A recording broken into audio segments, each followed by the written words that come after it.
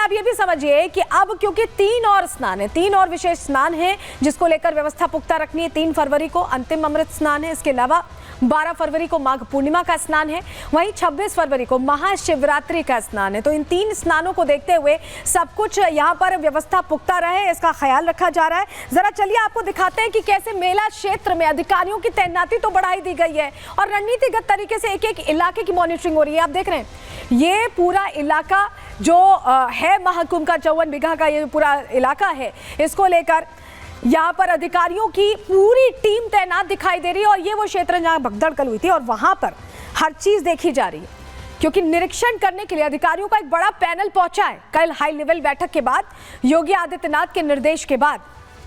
और नियमों में भी देखिए बड़ा बदलाव किया गया है। क्यों बदलाव किया गया है, क्या बदलाव किया गया है, अब आप जाएंगे तो किस तरह नियम बदल गए ये समझ लीजिए। यहाँ पर पूरा मेला क्षेत्र अब नो व्हीकल जोन घोषित हो गया, कोई यहाँ पर गाड़ी घोड़ा नहीं जा पाएगा। 4 फरवरी तक मेले में वाहनों की एंट्री ऐसे में बंद है।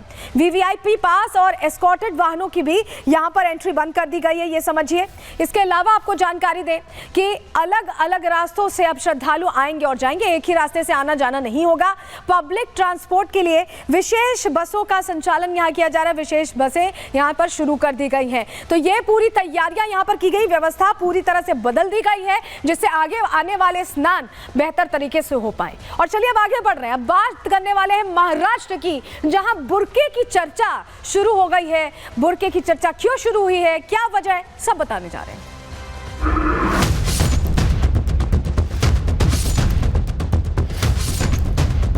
जिसको भी हिजाब पहनना है, बुर्का पहनना है, वो अपने अपने घर पे या अपने अपने जहाँ पे उसको परमिशन है वहीं पहने। ड्रेस कोड है क्या कोई कि यही ड्रेस से आना चाहिए, ऐसी कोई बात इस देश में है नहीं। अगर वोटिंग कोई कर सकता है बुर्का पहन के, तो एग्जामिनेशन हॉल में उसके लिए कुछ रुकावट नहीं आनी चाहिए। होड़ लगी है कि कितना जहर उगल सकूं, इसके लिए इनको मंत्री बनाया गया है। अरे आप मंत्री बने हैं समरसता की बात करने के लिए।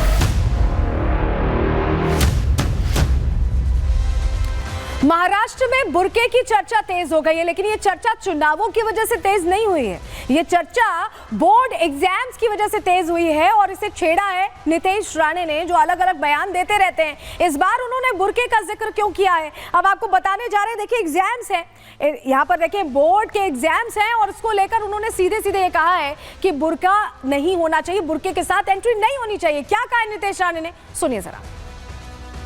क्योंकि हमारी सरकार जो हिंदुत्ववादी विचार की सरकार है, हम कोई भी तुष्टीकरण की राजनीति सहन करेंगे नहीं और करने देंगे भी नहीं। जो रूल अन्य हिंदू धर्म के हमारे छात्रों को लगता है, वही नियम या रूल ये मुस्लिम धर्मों के भी छात्रों को लगना चाहिए।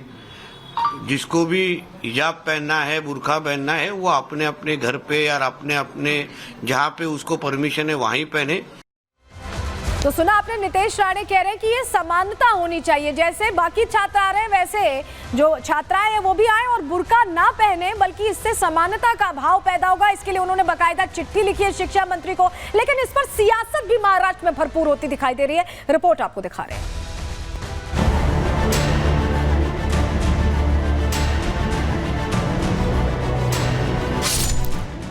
नीतीश राणे हुए बुर्का एंटी, परीक्षा केंद्रों पर नो एंट्री।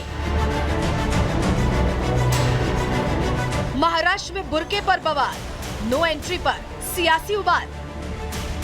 महाराष्ट्र सरकार के कैबिनेट मंत्री नीतीश राणे हमेशा अपने बयानों की वजह से चर्चा में रहते हैं। अब एक बार फिर नीतीश राणे ने ऐसा बयान दे दिया है जिससे महाराष्ट्र की सियासत पर राजनीतिक उथल-पुथल मच गई है। पहले ही देश में कई बार बुर्के पर छिड़ चुकी जंग को एक बार फिर राणे ने हवा दी है और कुछ ही दिनों में महाराष्ट्र में होने वाली बोर्ड परीक्षाओं में बुर्का पहनने वाली छात्राओं पर रोक लगाने की मांग कर दी है। इसके लिए राणे ने परीक्षाओं में गड़बड़ी का हवाला भी दिया। हिजाब या बुर्का डालने के बहुत सारे धोखे इसके पहले भी नजर के सामने आए हैं, जहां लॉ एंड ऑर्डर का भी विषय सामने आया है। उसके साथ कॉपी के भी बहुत सारे इंसिडेंसेस आए हैं जहां बुर्का पहन के लोगों ने कॉपी किया है। इसलिए मैंने कंसर्न मिनिस्टर को पत्र लिख के उनको कहा है कि ये कोई भी इस तरीके का अगर डिसीजन हो तो रद्द कर दे। राणे यही नहीं रुके, कहा कि भारत में बाबा साहेब का संविधान लागू है, शरिया कानून नहीं है और अगर बुर्के की वकालत करनी ही है तो पाकिस्तान और बांग्लादेश चले जाएं। तो मुस्लिम छात्रों के लिए अलग नियम ऐसा किधर कुछ लिखा है क्या? हमारे देश में डॉक्टर बाबा साहब अम्बेडकर जी का संविधान लागू है, यहाँ कोई शरिया कायदा लागू नहीं है। नीतीश राणे के इस बयान के बाद सियासत हो रही है, इस पर क्या फैसला लेती है सरकार, अभी कोई फैसला नहीं लिया है, इसका इंतजार है, इस पर नजर रहेगी। लेकिन इस बीच दिल्ली से बड़ी खबर आ रही है, उसका रुख कर लेते हैं, जहां आपको बताएं कपूरथला हाउस और पंजाब पुलिस पहुंच चुकी है। बताया जा रहा है ईसी अधिकारी ओपी पांडे छापेमारी करने पहुंचे थे और उन्हें कैश बांटने की शिकायत मिली थी, उन्होंने कहा ये, और ऐसे में अब पंजाब पुलिस भी पहुंच चुकी है कपूरथला हाउस, ये जानकारी मिल रही है। कपूरथला हाउस भगवंत मान का दिल्ली आवास है और यहां पर पंजाब पुलिस भी अब पहुंची है। चुनाव अधिकारी का यह कहना था कि कैश बांटने की शिकायत मिली थी उस वक्त, इसलिए वो पहुंचे थे। काजल हमारी सहयोगी जुड़ी हुई है। काजल, बहुत यहां पर हलचल दिख रही है, अब पंजाब पुलिस क्यों पहुंची है? क्या इलेक्शन के अधिकारी जो पहुंचे थे, इसी के अधिकारी वो अंदर जा पाए? क्या हो रहा है अभी?